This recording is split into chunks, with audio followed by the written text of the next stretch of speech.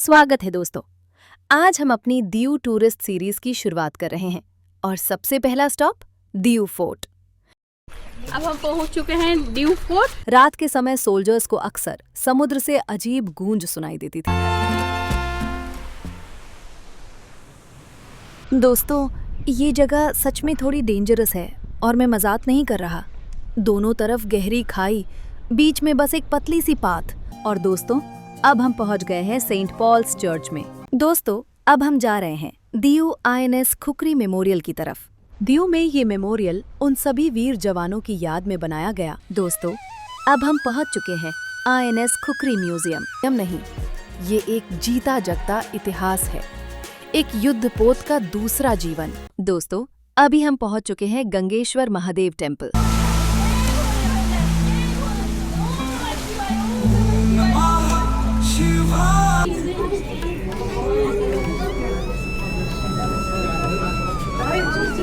हर हर महादेव, बोल बम बम भोले, शंभो शंकर। दोस्तों, अब हम पहुंच गए हैं नगोआ बीच पर। एक अलग ही सुकून दिल को छू लेता है। सबसे पहला स्टॉप दीव फोर्ट। ये फोर्ट बना था पोर्चुगीज जमाने में, अराउंड 16th सेंचुरी, और आज भी बिल्कुल शान से खड़ा है समुद्र के बिल्कुल किनारे। बोलो। हेलो, हम लोग दीव फोर्ट पहुंच गए। हेलो श्रीलोनी, हाय। जब आप इसके अंदर एंटर करते हो ना, तो एक अलग ही वाइब मिलती है। ऊंची दीवारें, पत्थरों की खुशबू और समुद्र से आती हवा, सब कुछ मिलकर एक जादू सा बना देते हैं। फोर्ट के लेफ्ट साइड पर जो समुद्र तक जाता पाथ है, वहां खड़े होकर वेव्स देखने का मजा ही कुछ और है। कहते हैं कि पोर्चुगीज सोल्जर्स यहां से अपने शिप्स को प्रोटेक्ट करते थे और रात के समय यहां से लाइट हाउस की लाइट दूर तक चमकती। अब हम पहुंच चुके हैं दीव फोर्ट। तो दीव फोर्ट हम लोग घूमते हैं। यहाँ भी गर्मी है, नवंबर के महीने में भी पूरा गर्मी है। आप अगर आना चाहो तो भी नॉर्मल कपड़ा लेके आप आइए, कोई ठंडी यहाँ नहीं पड़ती है। ये फोर्ट बनाया गया था पोर्चुगीज लोगों ने करीब 500 साल पहले, सन 1555 में। उस समय गुजरात के सुल्तान बहादुर शाह और पोर्चुगीज के बीच एक बड़ी ट्रीटी हुई थी और उसी के बाद इस विशाल फोर्ट का निर्माण शुरू हुआ। पूरा फोर्ट अरेबियन सी के बिल्कुल किनारे लगभग 3 तरफ पानी से घिरा हुआ है, जैसे किसी ने समुद्र के ऊपर ही पत्थर का एक किला खड़ा कर दिया हो। पोर्चुगीज के लिए ये एक स्ट्रेटेजिक मिलिट्री बेस था। यहीं से वो इंडिया यूरोप ट्रेड रूट्स को कंट्रोल करते थे और अपने शिप्स को पायरेट से बचाते थे। सबसे इंटरेस्टिंग फैक्ट, आज भी यहाँ ओरिजिनल पोर्चुगीज कैनन्स रखी हैं, वही कैनन्स जिनसे 500 साल पहले इस किले की सुरक्षा होती थी। कहते हैं कि जब पोर्चुगीज इस फोर्ट को बना रहे थे, तब अरेबियन सी में पायरेसी बहुत ज्यादा थी। रात के समय सोल्जर्स को अक्सर समुद्र से अजीब गूंज सुनाई देती थी, जैसे कोई पुराना जहाज वेव्स के बीच फंसा हुआ हो। कुछ लोग मानते थे कि ये उन गुमशुदा शिप्स की आत्माएं हैं, लेकिन असल में ये जियांट सी वेव्स थीं, जो फोर्ट की पत्थर की दीवारों से टकराकर एक डरावनी आवाज पैदा करती थी। आज भी अगर आप सनसेट के बाद फोर्ट की बाहरी दीवारों के पास खड़े हों, तो वही मैजिक गूंज हल्के से सुनाई दे जाती है। इतनी पुरानी, जादुई और थोड़ा सा डरावना भी लगती है। तो दोस्तों, ये था दीव फोर्ट का इतिहास, इसकी कहानियां और इसके रहस्य। अब चलिए फोर्ट के अंदर चलते हैं और देखते हैं कि पोर्चुगीज शासन के उस दौर में जीवन कैसा था। दीव ट्रिप की शुरुआत इतनी शानदार हो तो आगे क्या क्या आएगा सोचकर ही मजा आ जाता है। चलिए आगे बढ़ते हैं।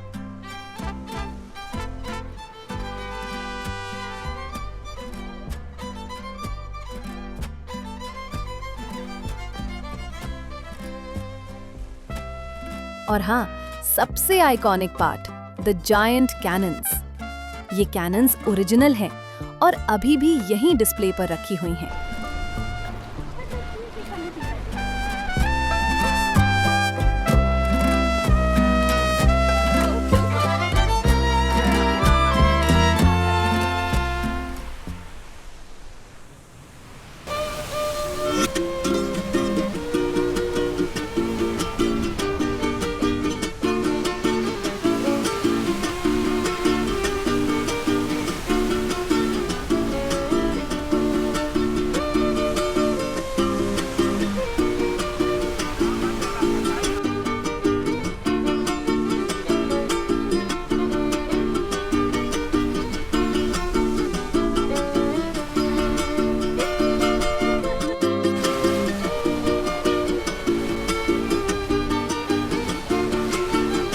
अब चलते हैं फोर्ट के सबसे फोटोजेनिक हिस्से की ओर, ये लॉन्ग वॉकवे जो सीधा समुद्र की तरफ जाता है।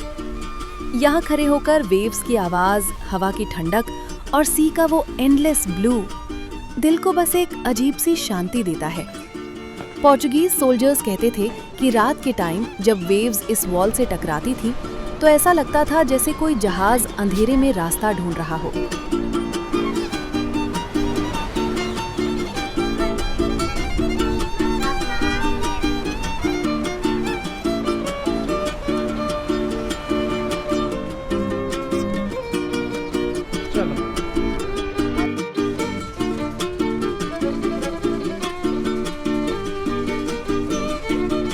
दोस्तों, अब थोड़ा और जानते हैं दीऊ के बारे में। ये छोटा सा समुद्री टापू जितना शांत है उतना ही इंटरेस्टिंग भी है। दीऊ गुजरात के साउथ कोस्ट पर एक छोटा सा आइलैंड है, लेकिन इसका इतिहास बहुत बड़ा है। ये जगह लगभग 455 ईयर्स तक पोर्चुगीज कॉलोनी रही। हाँ, पूरे 4 और आधा सौ साल। पोर्चुगीज ने यहाँ चर्चेस बनाए, फोर्ट्स बनाए, नैरो गलियाँ और यूरोपियन स्टाइल के घर बनाए। और आज भी जब आप उन गलियों से गुजरते हो तो ऐसा लगता है जैसे किसी यूरोपियन कोस्टल टाउन में पहुँच गए हों। सन 1961 में ऑपरेशन विजय के दौरान भारत ने दीऊ को आज़ाद करवाया और तब से ये हमारा हिस्सा है।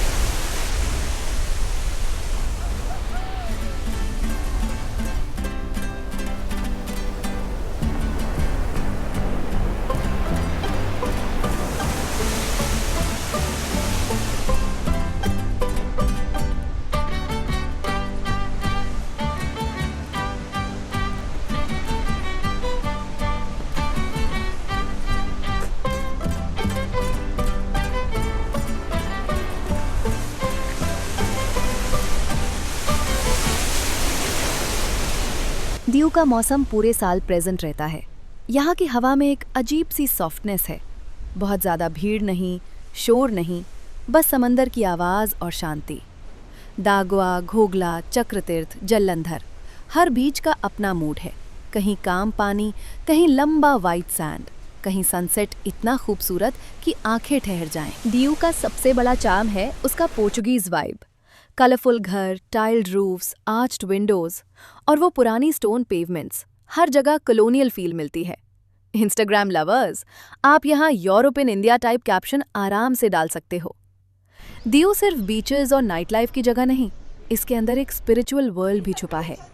गंगेश्वर महादेव, जहाँ समुद्र की लहरें खुद शिवलिंग को छूकर जाती हैं। सेंट पॉल्स चर्च, जो बरोक आर्किटेक्चर का एक मास्टरपीस है। और जलंधर श्राइन, छोटा सा मंदिर लेकिन समुद्र के बिल्कुल पास।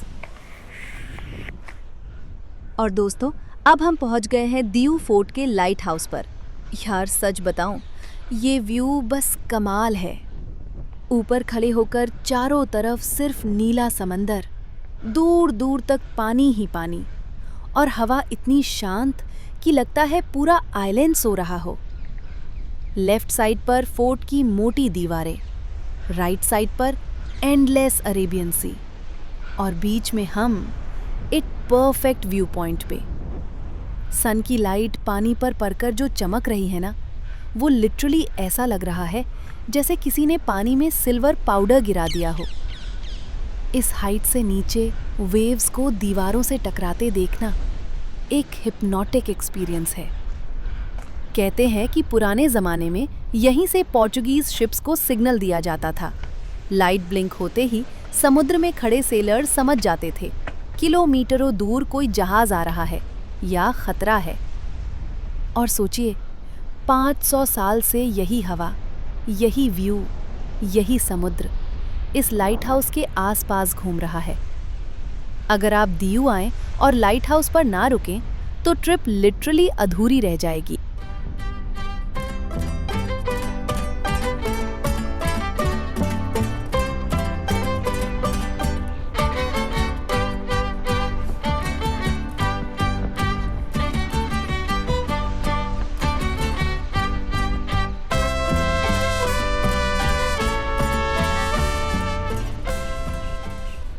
एडवेंचर लवर्स के लिए दीऊ एक मिनी गोवा है। Parasailing, jet ski, banana boat, scuba diving, kayaking सब कुछ है। सबसे अच्छी बात, ये एक्टिविटीज़ गोवा से काफ़ी कम दाम में मिल जाती हैं। फूड्स के लिए गुड न्यूज़, दीव में सी फूड सुपर फ्रेश मिलता है। ग्रिल फिश, प्रॉन करी, क्रैब मसाला, पोर्चुगीज स्टाइल फिश और लोकल जैगरी कोकोनट स्वीट्स। बस टेस्ट बड्स खुश।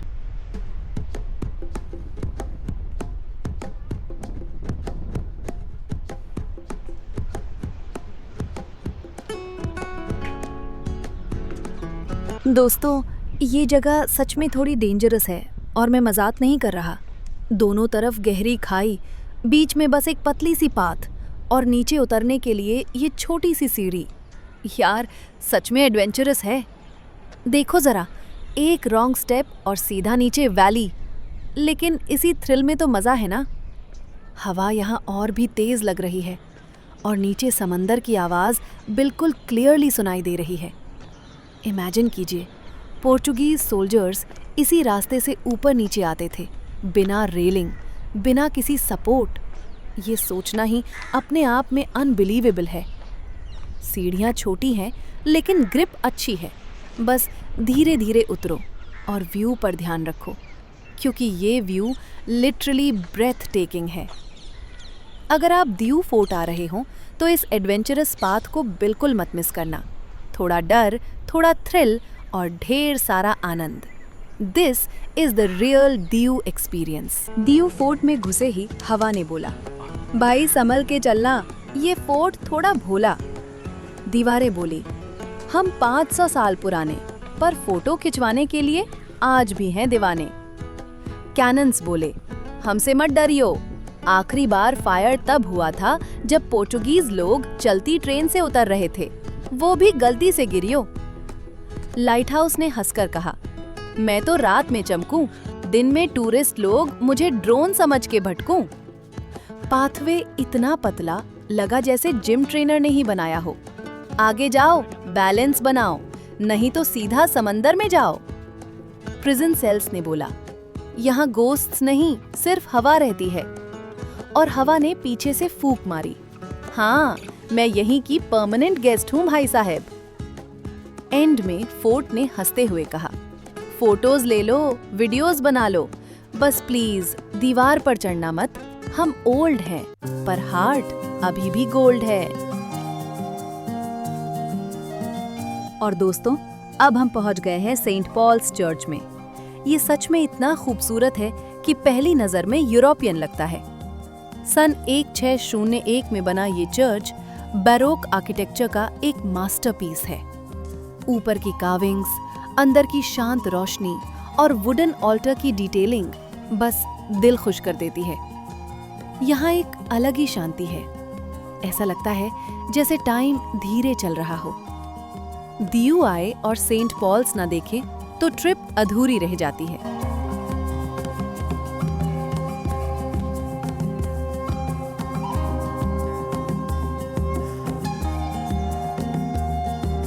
चलिए अब एक छोटी सी कैंडल जलाते हैं। ये रोशनी हमारी प्रेयर्स को रास्ता दिखाएगी। इतने शांत माहौल में लगता है जैसे हर फ्लेम में कोई कहानी छुपी है। बस एक पल के लिए दिल को शांत कर लीजिए और ये रोशनी फैलने दीजिए। दोस्तों, अब हम जा रहे हैं दीव INS खुकरी मेमोरियल की तरफ। समंदर के बिल्कुल किनारे बना ये स्थान सिर्फ एक टूरिस्ट स्पॉट नहीं, ये हमारे देश के सबसे बड़े नेवल सैक्रिफाइसेस में से एक का सिंबल है। INS खुकरी इंडियन नेवी का एक ब्लैकवुड क्लास फ्रिगेट था जो 1971 इंडो पाक वॉर के दौरान अरब सागर में मिशन पर था। 9 दिसंबर 1971 को उन्हें अचानक एक एनिमी सबमरीन ने टॉर्पीडो से अटैक किया और सिर्फ कुछ ही मिनट्स में पूरा जहाज समुद्र में समा गया।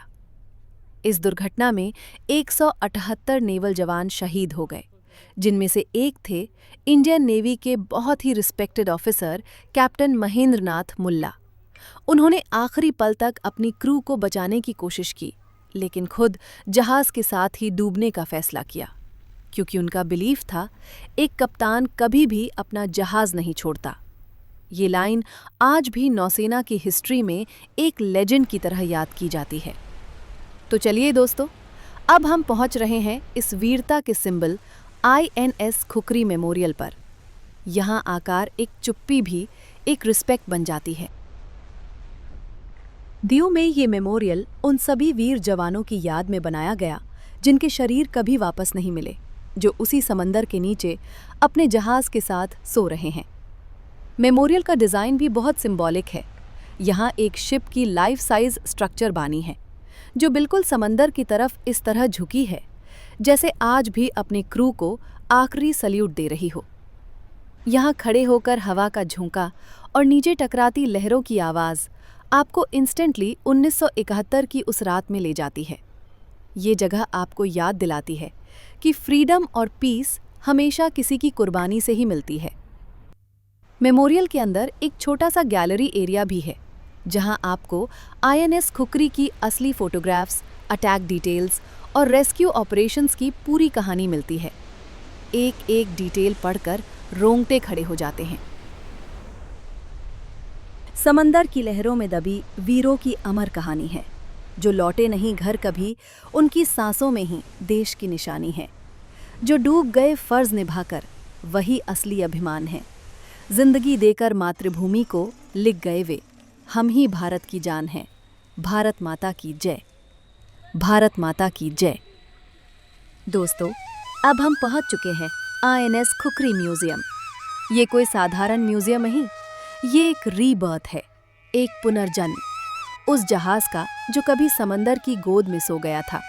1901 में जो असली INS खुकरी अरब सागर में डूब गई थी, उसकी याद और उसका गौरव जीवित रखने के लिए इंडियन नेवी ने उसके नाम पर एक दूसरा जहाज बनाया और वहीं INS खुकरी आज हमारे सामने खड़ा है, एक म्यूजियम बनकर।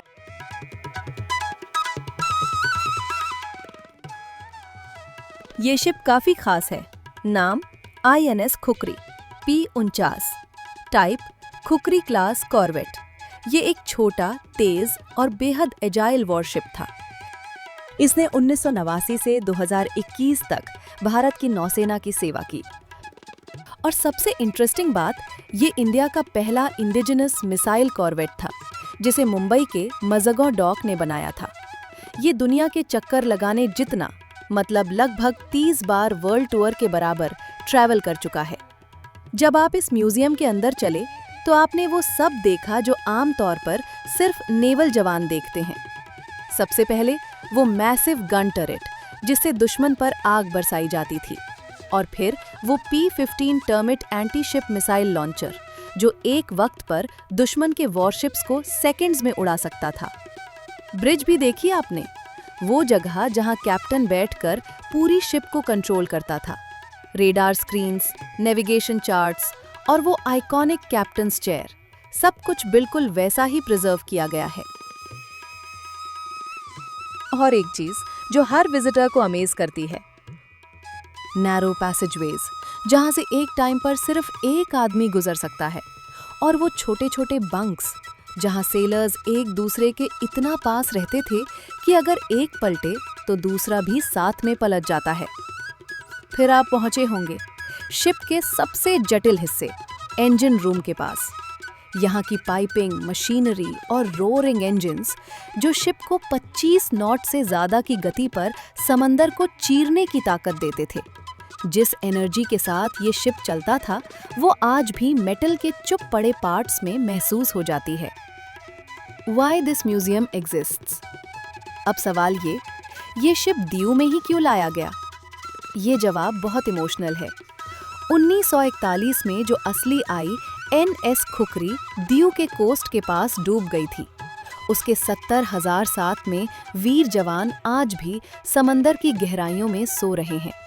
इसलिए जब ये सेकंड खुकरी रिटायरमेंट पर पहुंची, इंडियन नेवी ने इसे स्क्रैप नहीं किया, उन्होंने इसे दीव को गिफ्ट किया,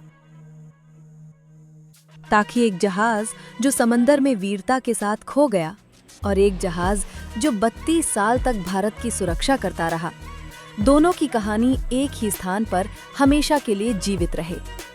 ये म्यूजियम एक पुल है, अ bridge between sacrifice and legacy. Standing here. यहाँ खड़े होकर समंदर की ओर देखिए तो लगता है जैसे हवा भी फौजियों का नाम लेकर बह रही हो। हर कोना, हर पैनल, हर कमरा INS खुकरी के जवानों की कहानी कहता है। और आज ये शिप जो एक समय पर युद्ध के लिए तैयार रहता था, आपके सामने एक टीचर बनकर खड़ा है। सो दोस्तों, INS खुकरी म्यूजियम सिर्फ एक म्यूजियम नहीं, ये एक जीता जगता इतिहास है। एक युद्धपोत का दूसरा जीवन, जिसमें वो याद दिलाता है कि देश की रक्षा के लिए लोग सिर्फ बंदूक नहीं उठाते, बल्कि अपनी जिंदगी तक सौंप देते हैं। चलिए, अब हम इस वीरता और विरासत की कहानी को अपने दिल में लेकर आगे की यात्रा जारी रखते हैं। हो चुके हैं हम लोग गंगेश्वर महादेव का दर्शन करने के लिए, तो चलते हैं गंगेश्वर महादेव का दर्शन करते हैं। आप भी कीजिए हमारे साथ। हर महादेव। दोस्तों, अभी हम पहुंच चुके हैं गंगेश्वर महादेव टेम्पल और ऑनेस्टली ये जगह दीव की बाकी जगहों से बिल्कुल अलग है।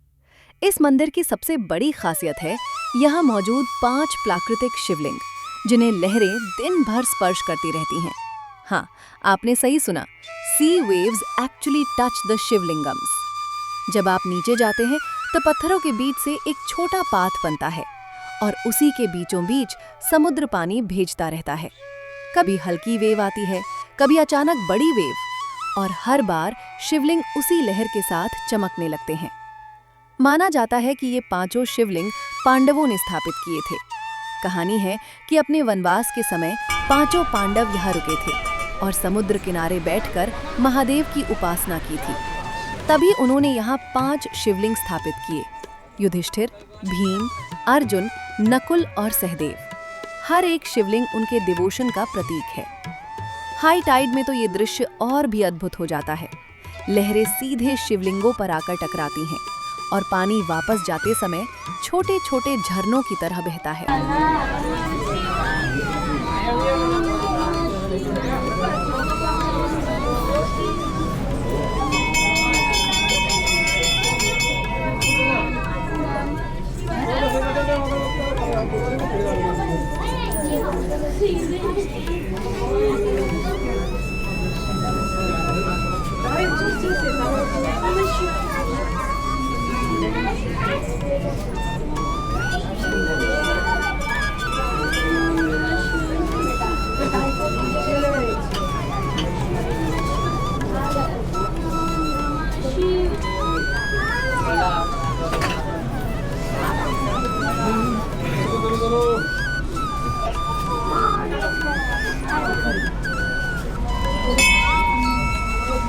शिव शंकर को जिसने पूजा उसका बेड़ा पार हुआ। शिव शंकर को जिसने पूजा उसका बेड़ा पार हुआ। हर महादेव। ओम नमः शिवाय, नमः शिवाय। जोगिया खालो धतुरवा हमारे जोगिया, हमारे जोगिया खाइलो कवन करा पतवा। हर महादेव। ओम नमः शिवाय, नमः शिवाय। हर महादेव। ओम नमः शिवाय, ओम नमः शिवाय। हर हर भोले नमः शिवाय। ओम नमः शिवाय, ओम नमः शिवाय। हर हर भोले नमः शिवाय। ओम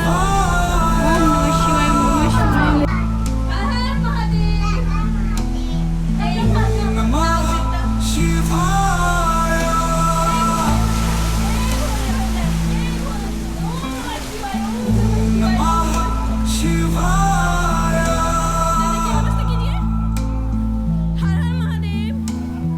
ओम नमः शिवाय।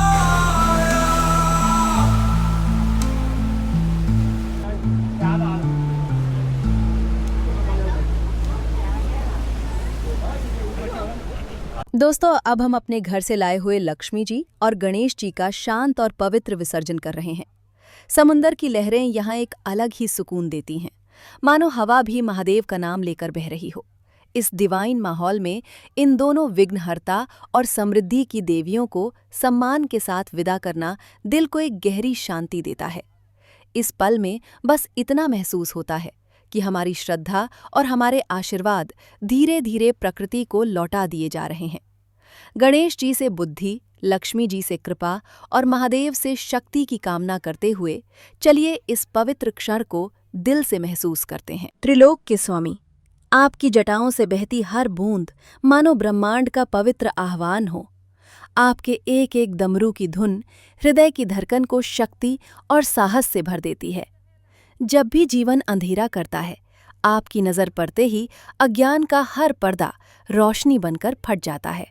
हे भोलेनाथ, आपके चरणों में हमारा हर भय, हर दर्द, हर कमजोरी स्वयं राख बनकर उड़ जाती है और यहीं से शुरू होता है निडरता का नया जन्म, क्योंकि आप हैं नटराज, महाकाल, अद्भुत आदि शक्ति। अब सब मिलकर बोलिए, महादेव के जयकारे। हर हर महादेव, बोल बम बम भोले, शंभो शंकर, जय श्री महाकाल। हे देव, हम पर अपनी कृपा, अपना आशीर्वाद और अपना स्नेह सदैव बनाए रखें। हर हर महादेव। नमः शिवाय।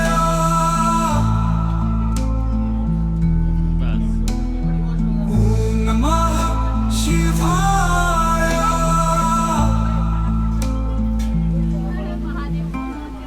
ओम नमः शिवाय।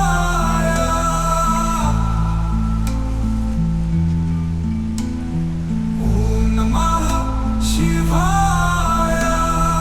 ओम नमः शिवाय।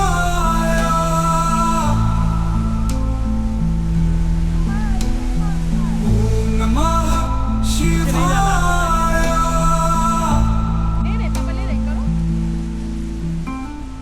ओम नमः शिवाय।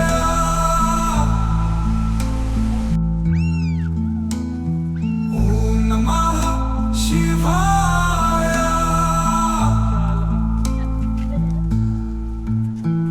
दोस्तों, अब हम पहुंच गए हैं नगोआ बीच पर और जैसे ही आप समंदर को देखते हैं, एक अलग ही सुकून दिल को छू लेता है। यहाँ की लहरें, यहाँ की हवा और ये लंबा सा सेमी सर्कुलर बीच, हर चीज़ इतना शांत, इतना सुंदर लगता है जैसे समय धीमे चल रहा हो। लोकल लोग कहते हैं कि अगर दीऊ आए और नगोआ बीच ना देखें तो ट्रिप अधूरा रह जाता है, और सच में यहाँ खड़े होकर ये बात पूरी तरह सही लगती है। तो चलिए इस नीले समंदर के साथ थोड़ा सा टाइम बिताते हैं।